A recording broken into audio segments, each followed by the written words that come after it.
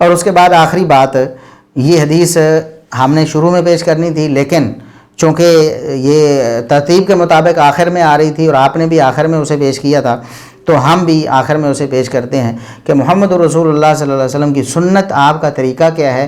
سیدہ عائشہ رضی اللہ عنہا کیا بیان کرتی ہیں کہ روزے کو جلدی افطار کرنا یہ نبی کریم صلی اللہ علیہ وسلم کی سنت ہے، یا روزے کو تاخیر کر کے افطار کرنا یہ آپ صلی اللہ علیہ وسلم کی سنت ہے۔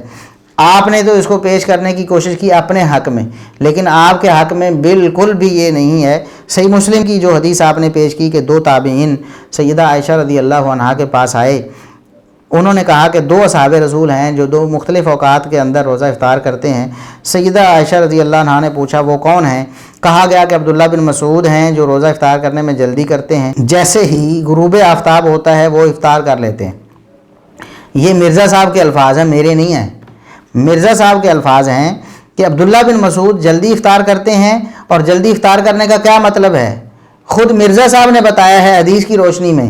اب جلدی کا ویسے تو پیچھے یہ کرتے رہے نا، جلدی کا مطلب ہے کہ 23-24 منٹ سے پہلے کر لیں۔ یہاں کیا بیان کر رہے ہیں کہ عبداللہ بن مسعود جلدی افطار کرتے ہیں، جیسے ہی غروب آفتاب ہوتا ہے وہ افطار کر لیتے ہیں۔ تو سیدہ عائشہ رضی اللہ عنہا نے فرمایا نبی کریم صلی اللہ علیہ وسلم بھی اسی طرح افطار کرنے میں جلدی کرتے تھے۔ اب آگے مرزا صاحب نے پھر خیانت کر دی، بہت ڈیلے نہیں کرتے تھے۔ پیچھے بیان کیا عبداللہ بن مسعود رضی اللہ عنہ افطاری کرنے میں غروب آفتاب کے فوراً بعد جلدی کرتے تھے، فوراً افطار کر لیتے تھے، اور سیدہ عائشہ رضی اللہ عنہا نے فرمایا نبی کریم صلی اللہ علیہ وسلم بھی ایسے ہی فوراً افطار کرتے تھے، اور پیچھے حدیث بھی آپ پڑھ چکے ہیں۔ یہاں مرزا صاحب نے پھر اپنی طرف سے الفاظ بڑھائے کہ آپ بہت ڈیلے نہیں کرتے تھے، پھر شیعہ کو فائدہ دینے کی کوشش کی۔ اس میں مرزا صاحب خود آپ کی اپنی بات ہی آپ کی بات سے ٹکرا رہی ہے۔ پیچھے آپ کہہ رہے ہیں کہ عبداللہ بن مسعود نے سورہ غروب ہوتے ہی روزہ افطار کیا، تھوڑا سا بھی ڈیلے نہیں کیا۔ تو سیدہ عائشہ رضی اللہ عنہا نے فرمایا کہ نبی کریم صلی اللہ علیہ وسلم بالکل ایسے ہی جلدی افطار کرتے تھے۔ تو یہاں زیادہ ڈیلے اور تھوڑے ڈیلے کی فرق کہاں سے آ گیا مرزا صاحب؟ اور پھر انہوں نے کہا کہ ابو موسیٰ اشعری رضی اللہ عنہ وہ تھوڑا تاخیر سے روزہ افطار کرتے ہیں۔ تو کہتے ہیں کہ ابو موسیٰ اشعری رضی اللہ عنہ کوئی رافضی تو نہیں تھے۔ 5ویں حدیث صحیح مسلم سے اور مشکات میں ہے 1996۔ 2 تابعین ام المؤمنین سیدہ عائشہ رضی اللہ تعالی عنہا و سلام اللہ علیہا کے پاس حاضر ہوئے، اور انہوں نے کہا کہ 2 اصحاب رسول ہیں صلی اللہ علیہ وآلہ وسلم کہ جو 2 مختلف اوقات کے اندر روزہ افطار کرتے ہیں۔ یہ صحیح مسلم ہے بھائی، اصول کافی نہیں پڑھ رہا، صحیح مسلم پڑھ رہا ہوں، مشکات میں 1996۔ تو سیدہ عائشہ نے پوچھا یہ 2 لوگ کون ہیں؟ تو کہا گیا کہ عبداللہ ابن مسعود ہیں رضی اللہ تعالیٰ عنہ، جو افطار میں جلدی کرتے ہیں، یعنی جیسے غروب آفتاب ہوتا ہے وہ افطار کر لیتے ہیں۔ تو عائشہ رضی اللہ تعالیٰ عنہ نے فرمایا کہ نبی صلی اللہ علیہ وآلہ وسلم بھی افطار میں جلدی فرمایا کرتے تھے، بہت ڈیلے نہیں فرماتے تھے۔ اب یہ ڈیلے 25-30 منٹ کو وہ ڈیلے کہا جاتا ہے، 2-3 منٹ کی تیار ڈیلے والے چکر میں نہیں آتی۔ اور پھر بتایا گیا دیر سے روزہ کھولنے والے ابو موسیٰ اشعری رضی اللہ تعالیٰ عنہ اور ان کے اصحاب ہیں۔ ابو موسیٰ اشعری رضی اللہ تعالیٰ عنہ کوئی رافضی نہیں تھے۔ تو مرزا صاحب بتانے کی، یہ سمجھانے کی عوام کو یہ کوشش کر رہے ہیں کہ نبی کریم صلی اللہ علیہ وسلم نے جو فرمایا ہے نا جلدی افطار کرو، اس کا مطلب یہ ہے کہ 25 منٹ جو ہے نا ڈیلے نہ کرو، 24 منٹ تک تو آپ کر سکتے ہو، نعوذ باللہ۔ حالانکہ احادیث ہم واضح پیش کر چکے ہیں، خلفائے راشدین صحابہ کرام کا عمل پیش کر چکے ہیں، اور یہ حدیث بھی بالکل مرزا صاحب کے کسی کام نہیں آ سکتی، کیونکہ حافظ ابن حجر رحمہ اللہ وغیرہ نے یہ بات کہی ہے، شارحین حدیث نے، کہ سیدنا ابو موسیٰ اشعری رضی اللہ عنہ کو علم نہیں تھا کہ نبی کریم صلی اللہ علیہ وسلم نے جلدی افطاری کا حکم دیا۔ ایسا ہو جاتا تھا، خود عبداللہ بن مسعود رضی اللہ عنہ کے بارے میں اور صحابہ کے بارے میں ایسے افعال اور ایسے معاملات موجود ہیں کہ ایک حدیث کا علم انہیں بعد میں ہوا یا ہوا ہی نہیں، اور ان سے عمل دوسرا ہی منقول ہوتا رہا، اور اس بارے میں کوئی شبہ نہیں، ہمیں تفصیل میں جانے کی ضرورت نہیں ہے۔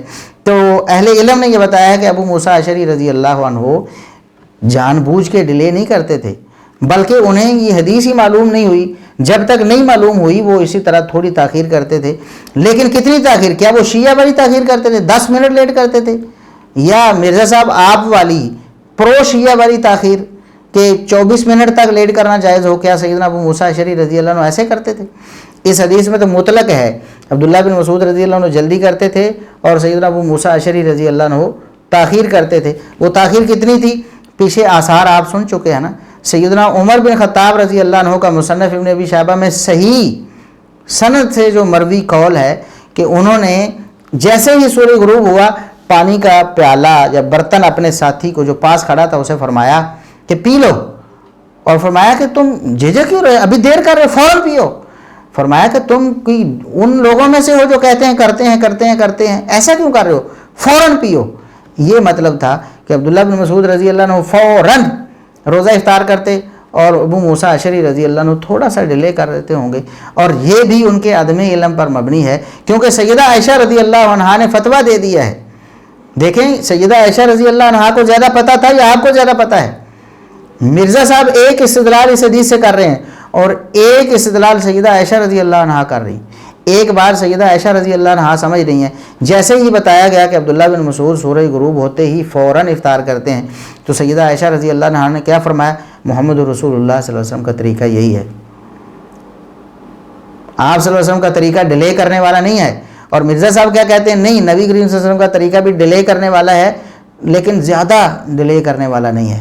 نعوذ باللہ، یہ مرزا صاحب آپ نے خود خیانت کرتے ہوئے یہ چیزیں احادیث میں شامل کرنے کی کوشش کی، اور عام لوگ بیچارے جو ہیں وہ سنتے ہیں، ان کو یہ سمجھ ہی نہیں ہوتی، نہ وہ احادیث کا اس طرح مراجعہ کر سکتے ہیں یا اتنی تفصیل سے وہ مطلب ہے کہ کھنگال سکتے ہیں ان باتوں کو کہ آپ کیا کہہ رہے ہیں، اور وہ پھسل جاتے ہیں اور اللہ کے فضل سے پھر واپس بھی آ جاتے ہیں جب اللہ تبارک و تعالیٰ کے توفیق سے وہ سنتے ہیں ہمیں آپ صلی اللہ علیہ وسلم کی احادیث، اور پھر صحابہ کے آثار، اور پھر سلف صالحین کا امر اور اہل سنت کا اتفاقی موقف جو ان کے سامنے آتا ہے، پھر وہ آپ کے چنگل سے نکل جاتے ہیں۔